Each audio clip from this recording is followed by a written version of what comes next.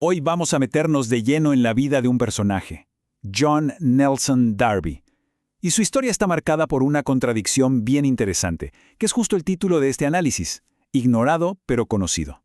A ver, ¿cómo es posible? ¿Cómo puede ser que una persona sea al mismo tiempo ignorada y súper influyente? Esa es la pregunta que vamos a intentar responder, porque es un misterio, ¿eh? Piensen en esto, un tipo cuyo nombre casi no se encuentra en los libros de historia, pero que dejó una marca enorme, una huella profundísima en comunidades de todo el planeta. Bueno, vamos a ver de qué se trata todo esto. Bueno, para empezar a entender a Darby tenemos que ir al momento clave, a ese giro de 180 grados que dio su vida. Vamos a hablar del instante en que lo dejó todo, una carrera que pintaba para ser súper exitosa, para dedicarse de lleno a la vida religiosa. A ver, Darby venía de una familia irlandesa con dinero, y la verdad es que su futuro parecía brillante. Se graduó con honores de la Universidad de Dublín, o sea, un cerebrito, y empezó una carrera como abogado que, prometía muchísimo. Pero de repente, ¡pum!, en 1826 todo cambia. Renuncia a su carrera de abogado para hacerse pastor anglicano, y no en cualquier lugar, sino en una de las zonas más pobres de Irlanda. Un cambio radical sin duda. Y esta frase que sacamos de una de sus cartas nos da la clave de todo. Para Darby no era como elegir entre ser abogado o ser otra cosa, no, para él era una deuda, una obligación moral. Sentía que tenía que entregarse por completo, y esa idea, esa convicción, fue lo que cambió el rumbo de su vida para siempre. Y aquí la historia se pone todavía más interesante, porque todo fue por algo que parece casualidad, un accidente a caballo. Este accidente lo dejó inmovilizado un tiempo, y claro, lo obligó a parar. Le dio un tiempo para pensar que de otra manera, con su ritmo de vida, quizá nunca habría tenido. Y fue ahí, en esa quietud forzada, donde empezó a darle forma a las ideas que, al final, lo alejarían de la iglesia tradicional y marcarían todo su futuro. Bueno, ya vimos el por qué. Ahora vamos a ver el qué. ¿Qué pasó después? ¿Cuáles fueron los resultados de esa convicción tan fuerte? Vamos a ver el alcance increíble que tuvo su trabajo, un ministerio que no paró, que duró más de medio siglo y que literalmente cruzó el mundo. 50 años. Pensemos en esa cifra un momento. 50 años. Es medio siglo de una dedicación que casi parece sobrehumana, ¿no? Solo ese número ya nos da una idea de la escala de su compromiso, de la energía que tenía. Y claro, no es que se quedara quieto en un solo sitio, para nada. Si uno lee sus cartas, se da cuenta de que su agenda de viajes era una locura. Estuvo por toda Europa occidental. Y no solo iba a predicar y ya. No, él fue clave para formar grupos nuevos de creyentes, gente que se reunía por fuera de las iglesias de siempre.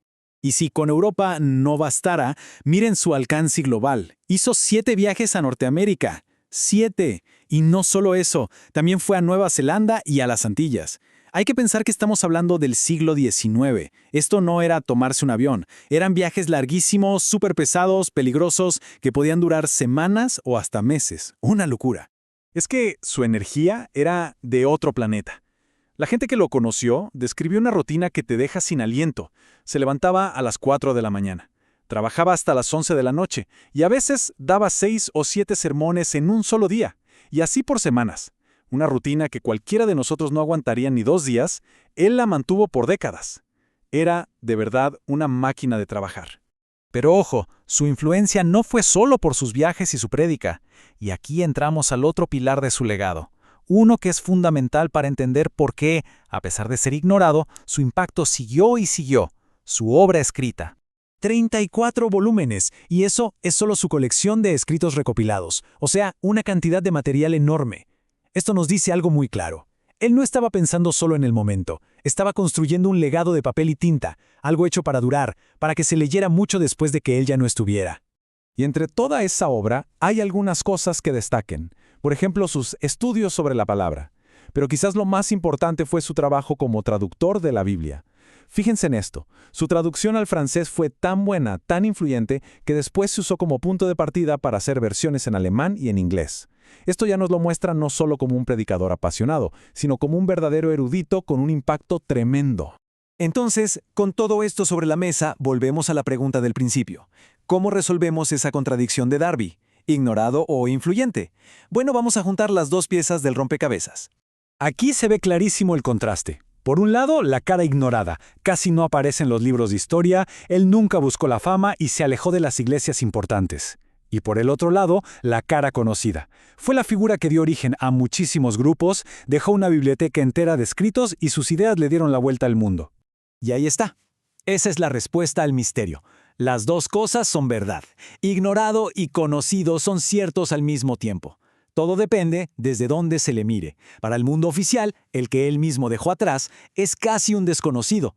Pero para esa red global de creyentes que él ayudó a construir, bueno, para ellos es una figura central, imposible de ignorar. Y cerramos con esta idea para pensar. La historia de Darby nos deja con una pregunta bien grande, ¿no? Al final, ¿qué es lo que mide la influencia de una persona? ¿Ser famoso y que todo el mundo sepa tu nombre? ¿O tener un impacto súper profundo, aunque sea en un círculo más cerrado? ¿La fama o esa influencia silenciosa que de verdad cambia vidas? Es una pregunta que va mucho más allá de Darby, claro. Nos hace pensar en qué significa realmente dejar una huella en el mundo.